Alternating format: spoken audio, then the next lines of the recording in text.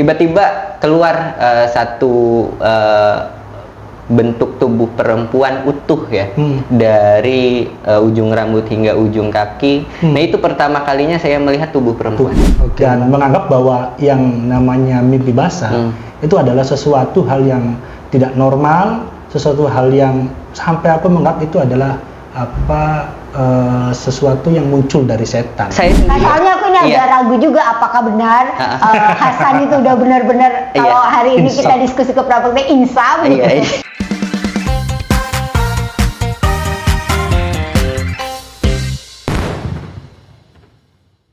Halo Sobat Rama, kembali lagi di podcast Rama.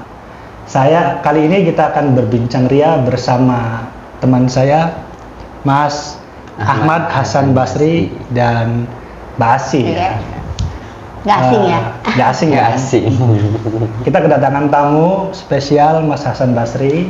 Beliau ini pegiat literasi ya, yang akhir-akhir ini lagi aktif dalam isu-isu tentang seksualitas ya kan Mas ya? Yeah. Dan yang terbaru Mas Ahmad Hasan Basri ini, atau Mas Hasan lah ya biar akrab. Iya. Mas Hasan ini Kayak formal banget gitu ya. Panjang, semuanya harus lengkap gitu kan. Menulis esai tentang maskulinitas hegemonik yang baru saja kita diskusikan ya tadi di diskusi keprapag. Menarik tentang bagaimana laki-laki dibentuk maskulinitasnya dari berbagai macam bentuk kebudayaan ya, dari mulai keluarga, sekolah, dan perkembangan media sampai hingga dewasa. Mas Hasan di tulisan itu mencoba merefleksikan maskulinitasnya sendiri dari melihat dirinya dari mulai kecil hingga hari ini. Itu kata pengantarnya. Mungkin saya bisa langsung lempar ke Mas Hasan. Bagaimana Mas Hasan menuliskan itu, merefleksikan itu sehingga bisa jadi tulisan yang enak untuk didiskusikan gitu. Ya, lemparan itu saya tangkap Mas. Ya. Lemparan itu saya tangkap. Jadi gini, soal maskulinitas hegemonik itu ya. Hari ini banyak terjadi tsunami informasi, teori, terus kemudian yang akhirnya kemudian menjadi ideologi. Tapi sedikit dari kita yang mau memperlambat proses untuk mengejar kedalaman. Kita seringkali kehilangan konteks dalam tem-tem besar itu, dalam teori-teori itu. Tentang konteks kedirian kita, dari mana kita dilahirkan gitu. Nah, jadi beberapa sudut ya antara pendidikan keluarga, sekolah, dan lingkungan yang hari ini mulai semakin pesat, setiap detik berkembang terus secara masif. Nah itu ternyata membentuk struktur berpikir saya sebagai laki-laki dalam melihat perempuan. Awalnya saya bertanya dalam diri saya sendiri, dari mana saya pertama kali mulai menilai perempuan. Nah di tulisan itu dari aspek paling dekat keluarga itu saya coba melihat bagaimana proses saya tumbuh sewaktu kecil. Nah, itu antara saya dengan kakak saya yang gendernya perempuan, perempuan itu memiliki dua perlakuan yang berbeda. Gitu. Seperti apa tuh Mas? Saya sebagai laki-laki itu memiliki kebebasan yang lebih daripada perempuan. Dari segi waktu, explore terhadap sesuatu itu lebih banyak. Untuk saya keluar rumah dan pulangnya kapan hari itu lebih dimaklumi, lebih banyak mendapat pemakluman. Pantas nggak apa-apa, wajar dia laki-laki dibanding saudara perempuan. Dibanding saudara perempuan itu di aspek keluarga ya. Kita melihat perempuan itu ketika hendak main, tumbuhnya anak kecil itu kan dari bermain itu. Tapi dari kecil perempuan itu sudah ada di yang tadi saya sebut sebagai segitiga Bermuda itu, sumur dapur kasur. Kenapa itu. harus segitiga? Iya, kenapa harus segitiga sumur karena dapur? 3 term itu ya. Jadi bangun tidur, membereskan tempat tidur, habis itu ruang tamu, nyuci piring, kemudian bantu orang tua masak, kemudian nyuci baju dan lain-lain. Setelah itu selesai, baru diizinin untuk main. Ya. Itu pun dibatasi, kamu mainnya kemana, Ya. sama siapa, pulangnya harus jam segini ya. Oke. Gitu.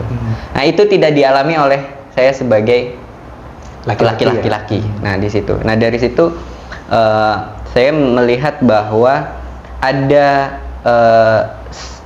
penempatan ruang dan nilai yang berbeda antara laki-laki dan perempuan ya. Semenjak dari keluarga. Itu naik ke ketika saya mulai sekolah formal di sekolah dasar. Pertama kali membaca satu contoh yang masih nempel hingga hari ini di kepala saya adalah contoh nama Budi membantu ayahnya di ladang, kemudian Fatimah itu membantu ibunya di dapur. Ini memperkuat legitimasi bahwa apa yang terjadi di rumah saya itu benar. Ya. Karena sekolah juga meminta untuk itu. Nah, jadi ada penebalan lagi tentang pembentukan saya sebagai laki-laki. Nah, yang perlu saya sadari adalah dua hal ini berangkat dari luar diri kita, bukan dari dalam. Jadi maskulinitas kita dibentuk dari situ.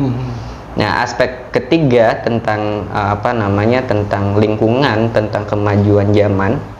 Nah, di saat saya lekas selesai dari sekolah dasar, nah di situ mulai agak beda. Saya melihat perempuan, kok dengan perempuan ini ada perasaan yang berbeda gitu. Ada deg-degan, ada gitu. Iya, tapi nggak tahu itu apa. Muncul apa ya, kayak rasa-rasa apa? Kayak rasa-rasa apa, tapi itu nggak bisa dibahasakan. Ini apa? Tapi ada greget gitu tuh. Ini greget, tapi nggak tahu juga. Nah, saat coba saya tanyakan terhadap orang-orang terdekat, responnya nggak jauh-jauh dari senyum, dari tertawa, terus kemudian, oh kamu itu udah balik. Tandanya sekarang mulai menjalani syariat agama dengan benar, karena dosa sudah kamu tanggung, nggak ikut lagi ke orang tua. Nah, tapi itu nggak menjawab penasaranku itu. Penasaran, pertanyaan-pertanyaan dalam diri ini itu apa gitu. Sampai akhirnya pada saat saya duduk di bangku SMP mengerjakan satu tugas clipping sekolah, pergi ke warnet. Zaman-zaman itu warnet ya, Mas Adit, Mbak Asih. Nah di sana tiba-tiba, karena itu juga tahun-tahun warnet baru mulai muncul, internet baru mulai muncul tuh. Ini nggak ada pendidikan soal media sosial, nggak ada pendidikan soal apa segala macam. Tiba-tiba keluar satu bentuk tubuh perempuan utuh ya, dari ujung rambut hingga ujung kaki. Nah itu pertama kalinya saya melihat tubuh perempuan. Nah, apa itu yang dirasakan, Mas? Itu bingung juga, sama seperti perasaan yang dulu itu ada. Ini muncul lagi tapi bingung, ini apa sih, bisa keluar gitu. Akhirnya penasaran itu mendorong saya akhirnya mengklik itu ya. Dan berubah jadi video dan terjadi relasi seksual tuh. Nah, saya melihat bagaimana tubuh perempuan dan apa yang dilakukan oleh relasi di video itu juga terasa juga, seakan-akan itu juga tubuhku. Nah, ada respon. Ada respon. Nah, cuman untuk membahasakan ini perasaan apa, ini ini yang terjadi apa dalam diri saya, itu bingung juga. Itu lambat laun terus berproses. Itu mungkin juga dialami oleh laki-laki lain ya. Tanpa sadar sistem kerja otak kita explore terhadap sesuatu yang ada di luar itu, dari iklan, dari media, dari apa. Oh ternyata bentuknya sama, begitu-begitu gitu. Nah ini yang bahaya kemudian dari explore itu menjadi itu bentuk keinginan untuk melakukan. Tetapi tadi balik lagi, ketika ingin melakukan, ingin menyalurkan, kita nggak cukup punya sistem kontrol. Cara untuk menyalurkan kayak gimana, untuk mengontrol kayak gimana itu nggak ada. Karena seksualitas kita itu di situ. Kamu udah balik, ada yang tersenyum, ada yang ketawa, terus habis itu sudah waktunya menjalani syariat agama dengan baik, dosa ditanggung kamu sendiri, itu udah selesai. Oke, sampai situ aku mau nanya nih, sampai situ tuh nanti juga bisa ditimpalin gitu.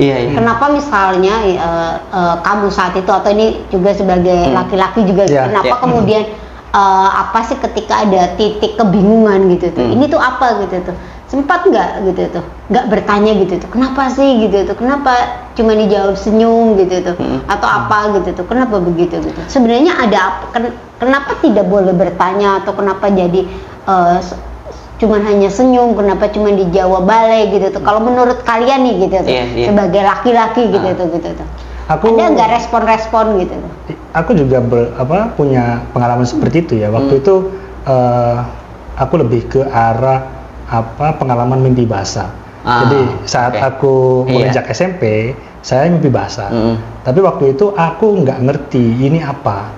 Dan karena aku tidak terlalu dekat dengan keluarga, akhirnya saya itu aku nggak bertanya kepada keluarga, kepada ibu, kepada bapak, saya nggak bertanya.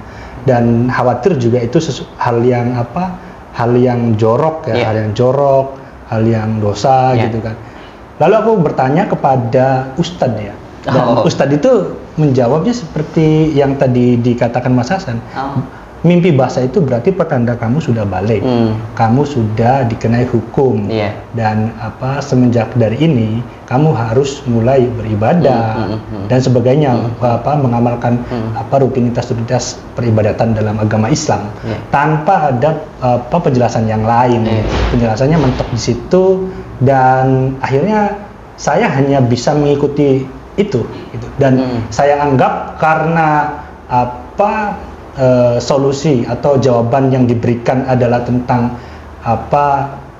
tentang aturan-aturan moralitas, akhirnya saya menjadi orang yang patuh dan menganggap bahwa yang namanya mimpi basah itu adalah sesuatu hal yang tidak normal, sesuatu hal yang sampai aku menganggap itu adalah sesuatu yang muncul dari setan, mimpi basah itu. Kan ada juga tuh di obrolan teman-teman laki-laki di musola dulu itu kan ngomong bahwa kalau mimpi basah itu datangnya dari setan gitu. Sampai kayak gitu. Tapi hal itu diobrolin kan? Diobrolin. Nggak tabu gitu. Kan? Nggak tabu. Jadi biasa-biasa aja. Biasa-biasa aja. Cuman mungkin artikulasi ini itu apanya yang kadang nggak semua orang bisa membahasakan itu Mbak. Jadi saya bertanya terhadap orang tua, saya bertanya terhadap guru di sekolah, saya bertanya terhadap teman. Iya, mentok di situ. Tadi yang disampaikan juga sama Mas Adit. Akhirnya perasaan-perasaan terus kebingungan itu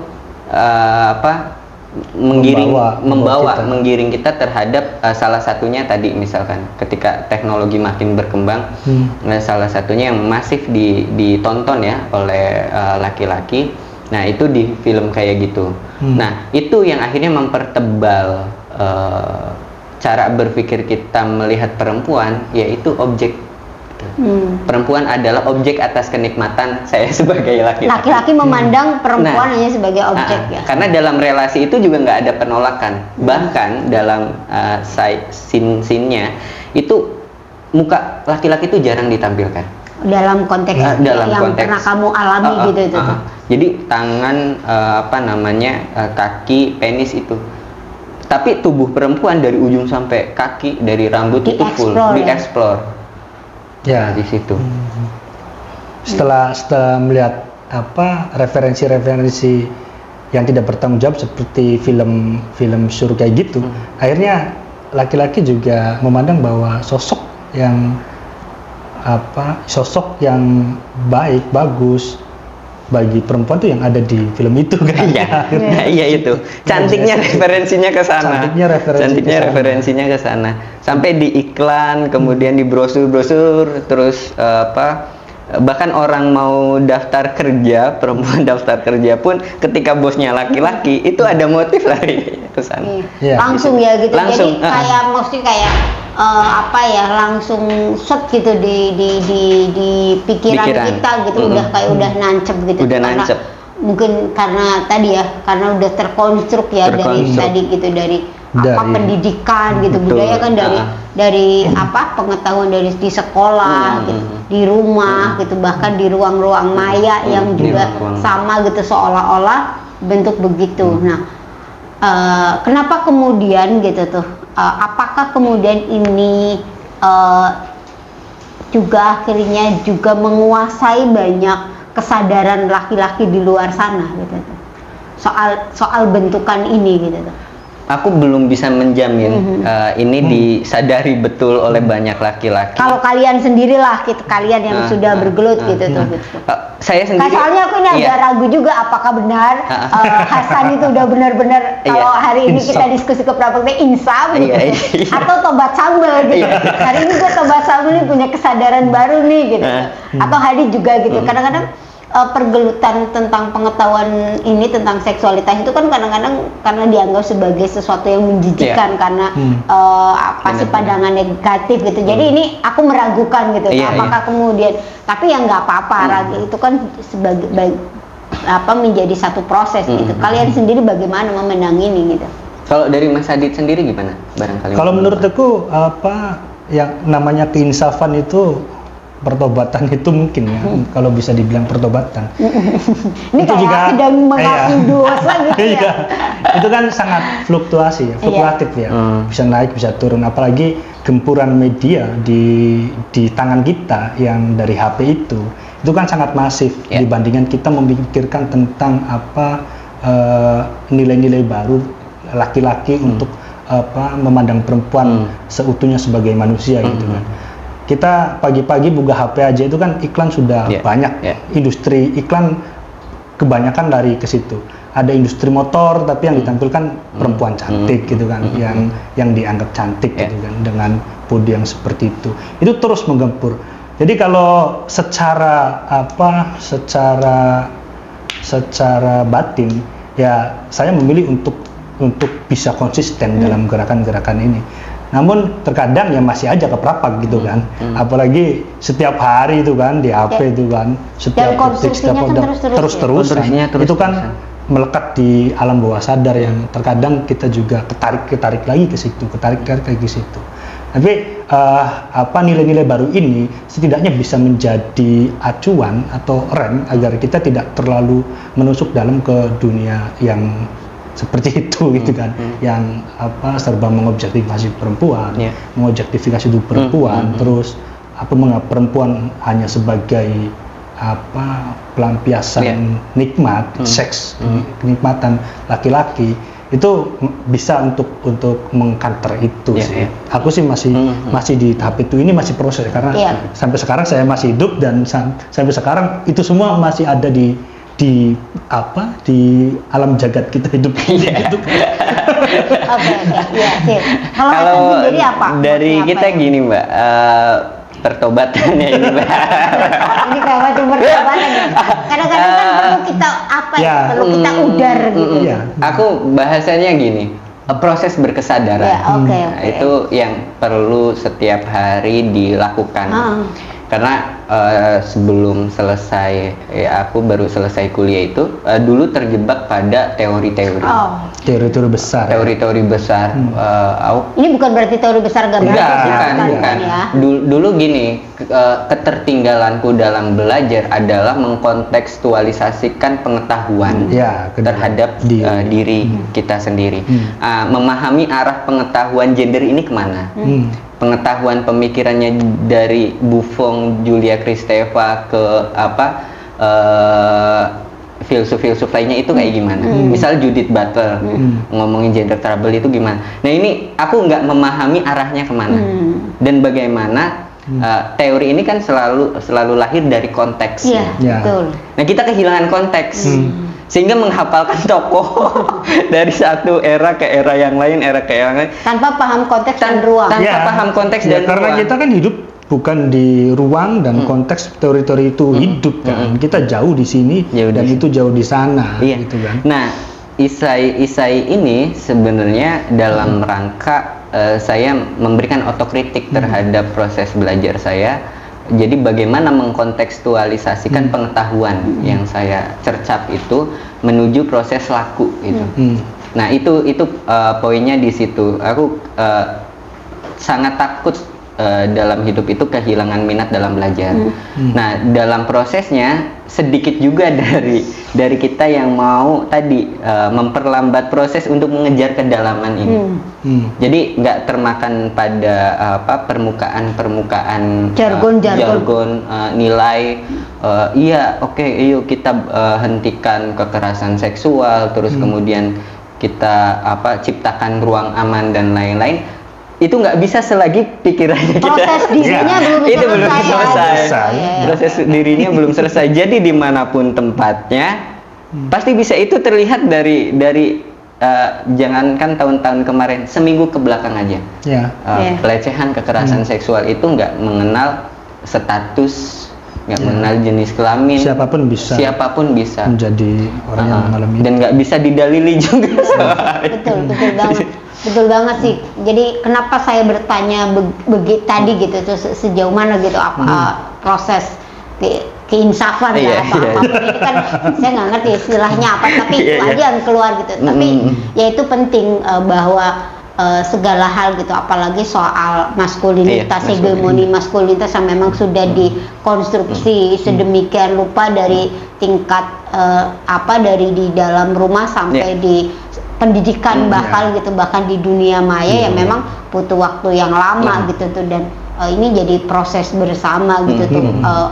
Dimulai dari mana? Ya dimulai dari proses diri itu tadi, bahwa ada banyak pengetahuan besar yang cukup banyak, teori segala macam itu penting, dan tapi segala hal yang hadir dalam konteks pengetahuan itu ada konteks dan ruangnya gitu, dan paling penting ya kita harus tidak boleh lupa konteks diri dan konteks di mana kita berada gitu tuh. Mungkin pengetahuan yang kita pahami akan berbeda di satu tempat dengan tempat yang lain. Itu yang kemudian perlu terus perlu terus kita urai gitu, proses gitu.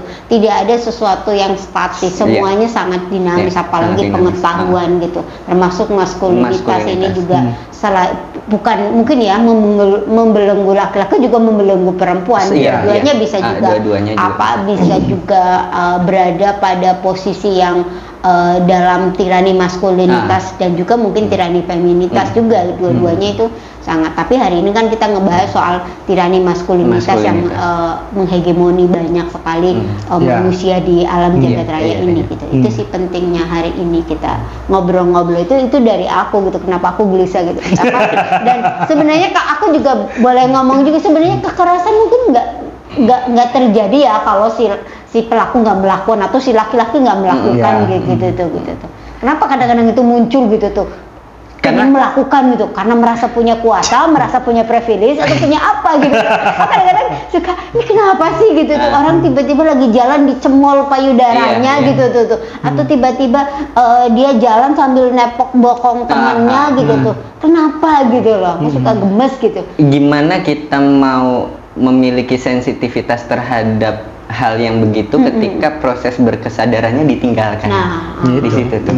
Jadi perangkat pengetahuan itu penting, tentang tem-tem teori itu penting. Tapi tadi yang lupa dari kita, yang hilang dari kita adalah mengkontekstualisasikan itu.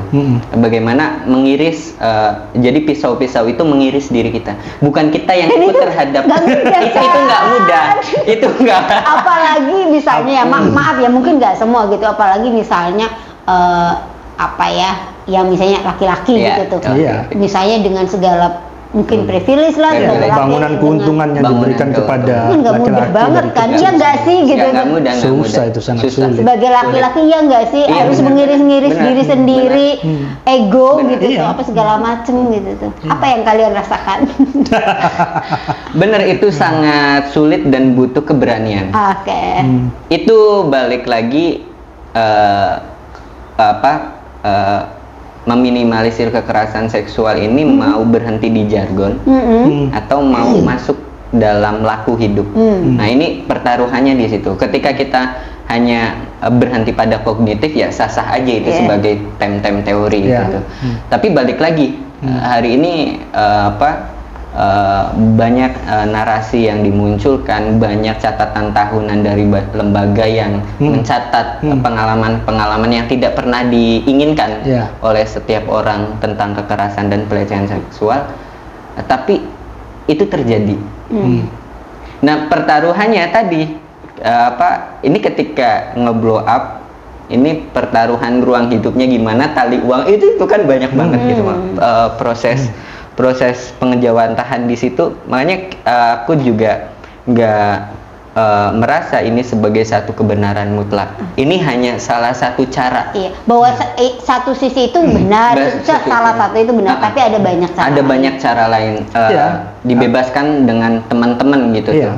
Karena satu lokus maskulinitas, misalkan daerahku berasal dari Brebes, itu pasti berbeda dengan Cirebon.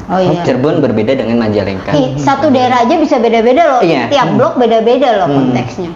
Nah, di situ tuh. Oke. Ya, ini sebagai alternatif ya, mengurai maskulinitas itu untuk meminimalisir kekerasan seksual tadi. Karena hegemoninya udah luar biasa. Karena laki-laki juga penting mengurai itu, perlu mengurai itu agar kita ikut terlibat aktif untuk mengurangi kekerasan seksual itu. Sebenarnya yang paling penting berkesadaran tadi tuh dikit. Saya seneng banget gitu tuh. Kenapa ya, misalnya di podcast Rama hari ini tamunya laki-laki, terus kemudian di Umarama ada diskusi keberapa maskulinitas itu dalam rangka tadi gitu. Kita bersama-sama karena isu kekerasan seksual kan menjadi isu bersama. Isu semua manusia di dunia ini, terutama adalah bagaimana mengurai akar gitu tuh. Akar dari kekerasan seksual salah satunya mungkin misnya pengetahuan, juga miskesadaran tadi soal bagaimana memaknai, terutama soal maskulinitas tadi yang kemudian mungkin teman-teman laki-laki sadar atau enggak sebagai lahir sebagai laki-laki sudah punya privilege kan gitu, pasti. Terus lagi menempatkan budaya kita menempatkan laki-laki lebih unggul daripada perempuan, itu juga privilege lagi. Kalau kita nggak punya kesadaran bahwa kita itu sebenarnya manusia yang sama-sama diciptakan Tuhan gitu untuk bagaimana kita berrelasi dengan baik satu sama lain, itu kan susah. Makanya kalau laki-lakinya nggak melakukan, ya mungkin kekerasan nggak terjadi gitu loh gitu.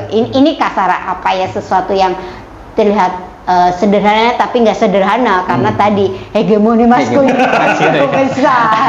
Ya nggak sih gitu. Karena itu juga yang sering absen dalam diskusi-diskusi gender sih, tentang bagaimana femininitas itu terbentuk, bagaimana dia dikondisikan, itu banyak diurai ya, tapi bagaimana maskulinitas itu itu sering absen.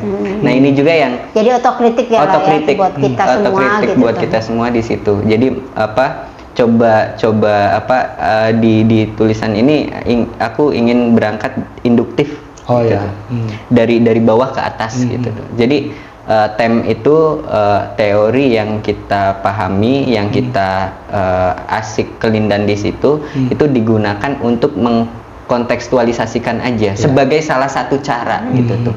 Bukan satu-satunya cara itu menjadi pakem standar gitu. Nggak bisa itu. Karena tiap orang kan beda-beda gitu. Kita butuh banyak alat, apalagi ini ngomongin seksualitas di situ. Oke. Terima kasih teman-teman, Mas Hasan, Mbak Asi, pembicaraan yang sangat menarik, asik ya. Aku juga terima kasih banyak Mbak Asi. Jangan ngobrol-ngobrol ya, kita ngobrol-ngobrol santai. Oke, sekian dari kami, podcast ini ditutup ya. Jangan lupa like, subscribe, komen, dan share, dan jangan lupa juga dengarkan di Spotify, di podcast Rama ya. Dan kita juga menjual banyak buku di Umarama Store. Sekian, assalamualaikum warahmatullahi wabarakatuh. Bye bye.